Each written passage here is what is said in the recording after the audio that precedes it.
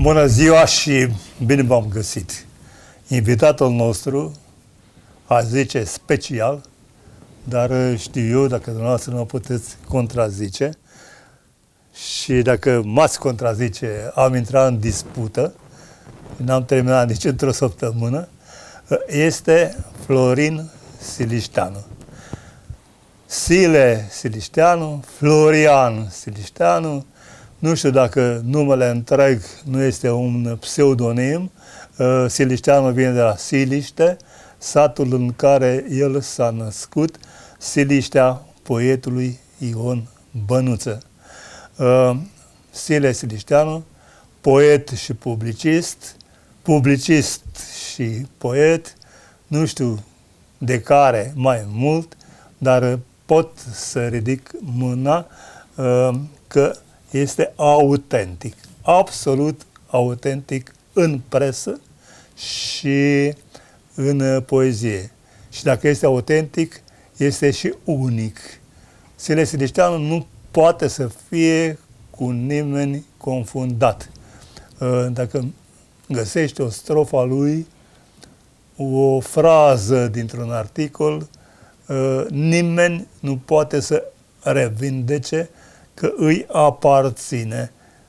Poartă această amprentă firma Sile Silișteanu.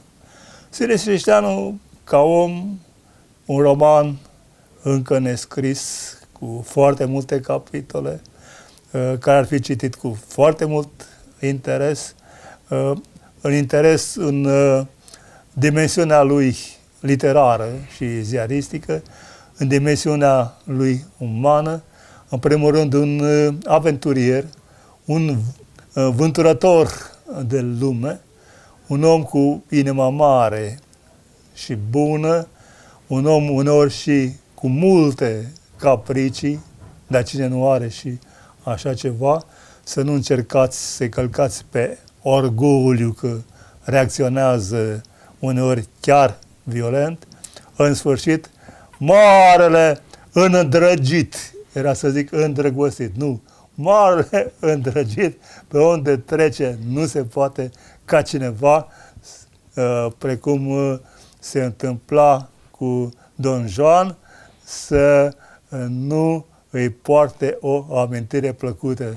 Mai vii, când mai vii, este cel din stânga mea, este cel din acest tablou caricatură, care aparține una dintre cei mai mari portretiști caricaturiști din România, Papas. Domnule Sile Silișteanu, salut, bine ai venit. Printre altele, ești cel puțin de aici, din zona noastră, scriitorul cu cei mai mulți prieteni în lumea literaturii, din țară și din străinătate. Zilele trecute l-ai avut invitat sau a fost aici, într-o împrejurare sau alta, un poet român care a plecat din țară cu mulți ani în urmă, în vremurile acelea tulburi și blestemate, de care mulți nu mai vrem să ne aducem aminte, alții exagerăm dând cu noroi și în ce era mai bun acolo și chiar în literatura noastră sau într-o parte a literaturii noastre care nu era de aruncat și nu este de ponegrit nici astăzi. De fapt, ea a ținut sus spiritualitatea românească. Mă gândesc la acest domn, l-am întâlnit într-un raion al expozițiilor de flori când a fost vestită sinfonie de zilele trecute. Sta ca un Bacchus acolo, între flori, răsturna pe un scaun, cu o pălărie de-aia nord-americană, cu o pipă din care trăgea din când în când. Și prima întrebare, când am intrat în dialog, a fost: domnule Ioniță, ai fost condamnat la moarte vreodată? Am spus: nu, de justiție. Nu m-am întâlnit cu acea doamnă față în față de mai multe ori, dar eu, zice, am fost pe pragul de a mi se lua viața în țara asta. Am fugit dincolo, am fost prin diferite țări, în Austria, în Germania, paranteză deschisă, și Silișteanu a stat într-un lagăr în primele zile ale tranziției în Austria și s-a stabilit la Montreal, unde a tipărit numai puțin de 30 de cărți. Hai să vorbim despre acest... Bună ziua, doamnelor și domnilor! Aștept de 14 minute să intru și eu în legătură cu dumneavoastră. De aceea, pentru a nu fi osândit la finalul emisiunii, voi purta mănuși. Nu voi purta mănuși. Înainte de a răspunde poemului scris al acestui mare prozator Marin Ioniță, care de fiecare dată îmi face câte o statuie și mă și obligă făcând aceasta, vreau să vă spun că eu nu sunt nici poet, nici jurnalist. Eu încerc să devin om. Numai atunci când o să reușesc lucrul ăsta, înseamnă că voi putea reuși să devin un bun poet sau un gazetar bun. Prietenul nostru din Canada, George Philip, pe prietenul nostru din Canada, George Philip, l-am cunoscut înainte de a mă naște. Este un nebun care umblă prin lume. El a avut timp în Canada să ocupe și postul un post de director de televiziune, este emigrant de aproape 40 de ani, este omul pe care l-am dus zilele trecute după ce și-a lansat cartea pe care o ține domnul profesor Marin Ioniță, aici pe birou, și din care probabil că o să citească o strofă sau un poem.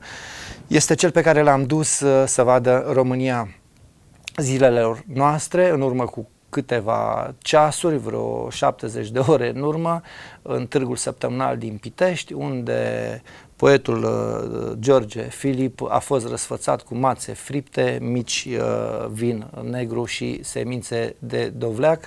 Sigur că lovitura de grație a primit-o atunci când a venit nota de plată pe care eu am plătit-o, o notă de plată, așa cum se dau în Târgul Săptămânal din Pitești, pe cartonul de mici.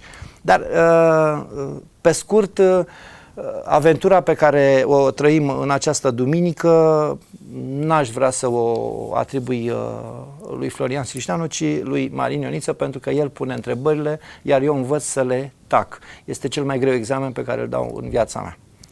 Domnul George Philip, aruncat peste hotare, așezat în Montreal, după ce a treierat Europa căutând un loc al emigranților, undeva spune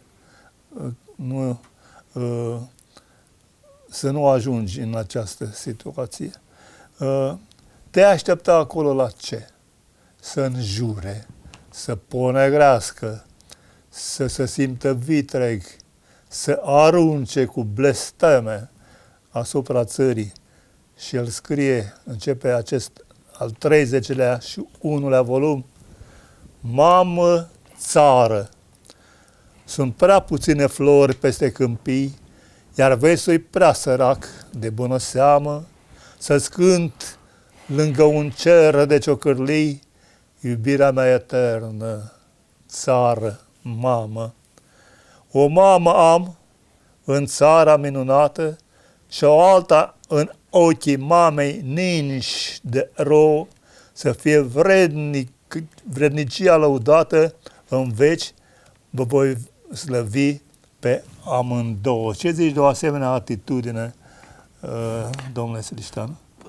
E sigur că atitudinea lui George Philip poate primi aplauze, dar pentru că nimic nu este întâmplător, ca și poemul pe care l-a citit fratele nostru mai mare, domnul Marin Ioniță, fiindcă veni vorba, frate, despre emigranți și despre clopoțelul care bate mut prin lume, o lecție despre...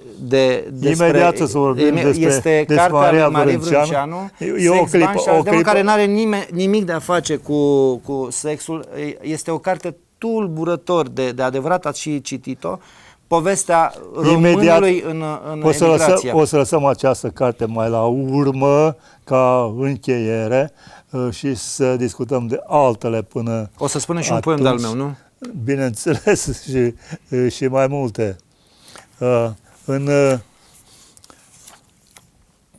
Până găsiți dumneavoastră următoarea pagină din Cartea Fântâna Dorurilor, aș vrea să fac, pentru că iată am ocazie aici la dumneavoastră în sufrageria orașului, să fac un apel la toți colegii de breazlă, fie că sunt scriitori, ziariști sau numai oameni. Odată pe an se întâmplă un lucru extraordinar, unic pe planetă.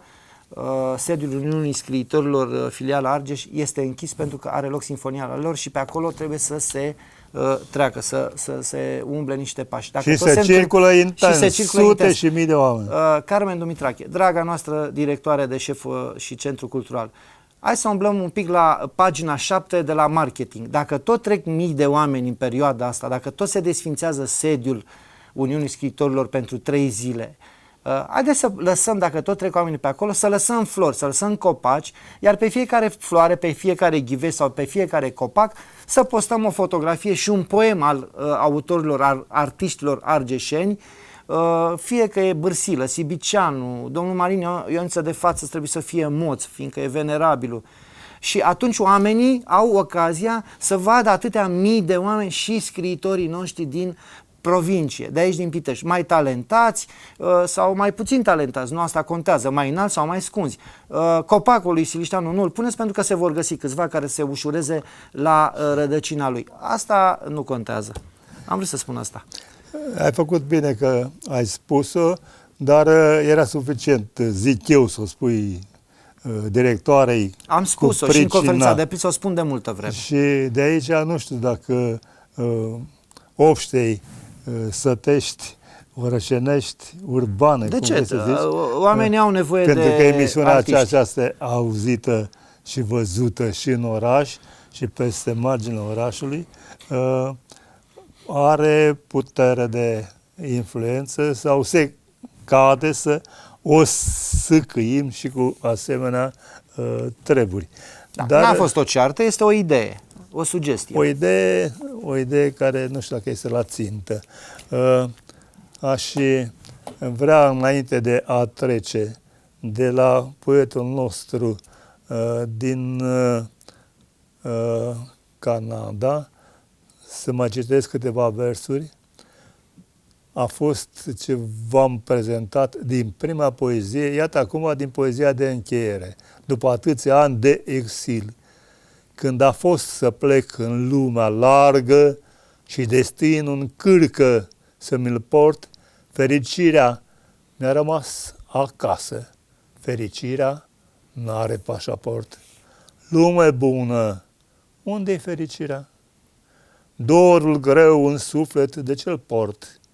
Fericirea mi-a rămas acasă. Fericirea n-are pașaport. Domnule Silișteanu, ai umblat mult peste hotare și în multe țări. Te-ai întâlnit cu poeți de acolo, cu poeți care au fost aici și sunt acum acolo. Poți să ne spui câte ceva despre diaspora literară românească? Am încercat nu de mult și cred că am și reușit pe alocuri să pun în ramă o spunere, o zicală, și anume că românii au mai multe românii. Și dacă dumneavoastră o să stați în familie să discutați, o să vedeți că totul se împarte la o câtime. Sigur că am avut norocul de viață și l-am, mulțumesc Domnului, să cunosc mulți oameni de la care nu vreau să învăț nimic, pentru că nu poți să înveți de la cineva, nu pentru că nu vrei, pentru că nu e logic să te întinzi la umărul lui. De aceea, nu că nu vreau să învăț, nu pot să învăț. Ce să învăț de la Adam Puslu aici, mai mult decât să fiu generos și să nu mă supăr în niciun fel de situație? Ce să învăț de la academicianul și marele critic Eugen Simion decât să silabisesc și să pun virgulă între două războaie? Ce pot să înveți de la Radomir Andrić, ce pot să înveți de la eu știu, nu-mi vin acum în minte atâția mari scriitori, cum și sunt ai noștri de aici și care cred că ar trebui mai bine promovați. Mai bine promovați. Poetul nu este un ardei umplut pe care vii dumneata să-l pui pe cântarul inimii și să lași să muște din el. Poetul este chiar gogoșarul umplut din care fiecare trebuie să prindă câte puțin. Dacă vreți mai mult, plantați-vă fiecare gogoșari acasă și scrieți pe ele poet. Asta mi-a venit, că nu-mi place să repet în emisiuni sau să repet metaforele. Să simt ei acolo dezrădăcinați sau plantat atât de bine în acel sol încât să nu Înțeleg rostul întrebării și chiar, frate, mai mare, mai și nimerit aici, pentru că eu, neavând o casă, neavând buletin, locuiesc pe drum și o spun cu toată dragostea. De ce este bine să locuiești pe drum? Sigur că există o tristețe a lui George Philip din Canada sau a lui Copi Cuciuc din Albania sau lui Adam Pusloici, născut în Valea Timocului, în Cobiznița și locuitor de Belgrad și București. Aici să nu tăiați pentru că sună un telefon și asta face parte și din viață. Este neapărat nevoie să ne... De ce vă spun că este bine să locuiești pe drum? Pentru că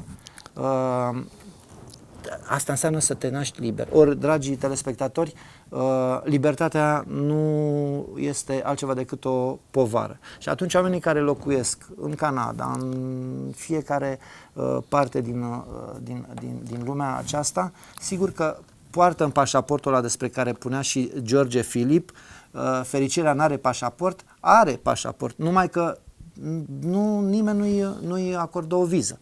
Asta e problema. Acum ai deschis o paranteză pe care eu trebuie să o închid sau să o închidem amândoi, pentru ca să nu lăsăm spectatorul în suspense. Nu era în inventarul meu. Zici că n-ai casă. Dacă n-ai casă, ești numai pe drum. Dacă nu ești numai pe drum, unde stai? Dormi în șanț, dormi în răspântii, unde? Și am aici o fotografie. E un miracol în emisiunea asta. Știți cine credeți că m-a sunat și am închis? Și i-am lăsat să-și audă. Iată ce scrie. George Philip din Canada. Deci iată că există, asta chiar este un miracol. Chiar este un miracol și iată, e bine că auzi că vorbeam despre el fără, frate, nu este o regie. Frate, scrie aici, George Philip, Canada, da? Da. Dacă tot te domnul Dacă știam, Philip, îl intram aș vrea în direct. să citesc ultimul rând din prezentarea cărții sale. Ce vă pot spune la cei 73 de ani ai mei? Simplu. Nu-i da, Doamne, omului soarta emigrantului. Punct. Deci nu este o soartă, cel puțin pentru autorul nostru, dintre cele mai plăcute. Dar, ziceam așa, am o fotografie care nu poate să iasă în televizor, dar poate să intre la montaj. Un măturător cu două mături. O mătură de nuiele, o mătură de sorg, așezat undeva la un colț de stradă, o stradă pe care trec mașinile. George Philip. Cu o privire pierdută suntem în direct la emisiune, iartă-mă, dar să nu te la montajul asta. Chiar suntem în direct la emisiune și vorbim despre tine, bătrâne, iată ce miracol. Sună-ne, te rog, peste 30 de minute. Sună-ne peste 30 de minute. Da, cine este omul? George Philip ne suna. George Philip, nu vă vine să credeți. Cine este omul cu măturoaiele? Omul cu măturoiul este poetul Florian Silișteanu atunci când, în urmă cu vreo 10 ani, când n-am vrut să plătesc o amendă cu vreo 15 ani, când nu am vrut să plătesc o amendă la circulație, nu era așa de scump, probabil că echivalentul la $20, dar sigur că toate posturile din România au preluat la vremea respectivă. Explicația mea a fost simplă. De ce să plătesc această amendă atâta vreme cât ăștia care au luat milioane de euro de pe la băncile, să nu le dau nume, n-au recuperat nimic. N-aș vrea să vorbim despre... Bătrâne, lasă-mă să spun și eu un poem. Gata, bătrâne, spune, dar întâi lămărește-mă treaba asta. N-ai casă, ai stradă. Nu am casă pentru că am o casă, nu am stradă pentru că am o stradă, nu am mașină pentru că am o mașină, nu am nimic pentru că am totul. Deci la ce bun să-mi trebuiască mie, frate, o casă? Încă o dată, este miraculos să locuiești pe drum. Raționamentul este simplu. Locuind pe drum, nu am vecini. Dumneata, frate, care locuiești acasă, ai vecini, deasupra și de desubt, la stânga și la dreapta. E imposibil ca să nu te cerți vreodată cu unul. Eu, locuind pe drum, nu am vecini. Vecinătatea mea este cu a Domnului, care mă și ceartă de multe ori pentru că nu... Dar haideți să vă spun Pocitania. După mine, păsările sunt un fel de apă pe care o bem înainte. Cel cu gâtlejul uscat nu stă niciodată la rând. Primul care a băut păsări a fost înger. După masa aceasta cu 5 picioare la care vă holbați, se ascunde setea. Despre îngeri, numai de bine. Despre cel însetat, doar semne. Eu, doar 1 ceas și jumătate înainte de a striga venirea mea pe lume, mama a fost însetată. Cu doar 1 ceas și jumătate înainte de a striga venirea mea pe lume, mama a fost însetată. Ea a îndurat spre tata care era pe ogor, întâiul, cu semințe. Din fiecare răsărea grâul, din acesta pâinea, iar din pâine dospea doar distanța, care se lăsa ciugulită de pasăre. Printre oameni mergea mereu unul sfânt, care era orb, însoțitor de soartă. Din cercat aripi, de mâine înflorește gutuiul, bătrâne. V-am spus că domnul Silișteanu nu are egal, nu are pereche în literatura română. El contestă, dar iată, textul îl contrazice. E fascinant că ne sună George Filip din Canada. I-am rugat pe copiii din colegii noștri, prietenii noștri din regie, așa că punem noi la plic, dar chiar este un miracol. De ce mă bucur de asta? Iată marele premiu al meu. Este atunci când întâlnesc oameni. Asta e moneda, asta e bagnota care mă fascinează. Să întâlnești oameni. Îi se întâmplă de fiecare dată. Este o adevărată obsesie pentru el, care din fericire sau din păcate trece repede, pentru că vor fi alte și alte întâlniri, alte și alte evenimente, cum au fost și până acum. La el aproape că nu există pauză. Sele Silișteanu, ești câteodată și tu cu tine singur? Singurătatea este ca o familie, ca o femeie gravidă de la care toată lumea așteaptă un băiat. Iată, singurătatea mea este fata care se naște atunci când dumneavoastră doriți în lume un băiat. Sigur că și eu sunt singur numai atunci când văd oamenii triști, când văd oameni răi, când văd... Eu nu sunt o ușă de biserică. Eu sunt păcatul de la paginile toate din Biblie, dacă vreți. Iartă-mă, Doamne, că spun asta. Dar cel mai frumos este când încercăm să ne salvăm pe noi, salvând pe altul. Te salvezi pe tine, te ajuți pe tine când ajuți pe altul. Un secret este să faci totul dezinteresat. Ați văzut și dumneavoastră, cei care încă mai mergeți la sat, că atunci, după ce se treieră, pe câmp rămân semințe. Vine pasărea și le ciugulește. Vine altă pasăre și le ciugulește și toate păsările se pot hrăni. De aceea și noi cred că putem face asta fără să stricăm combina. Ne oprim pentru publicitate.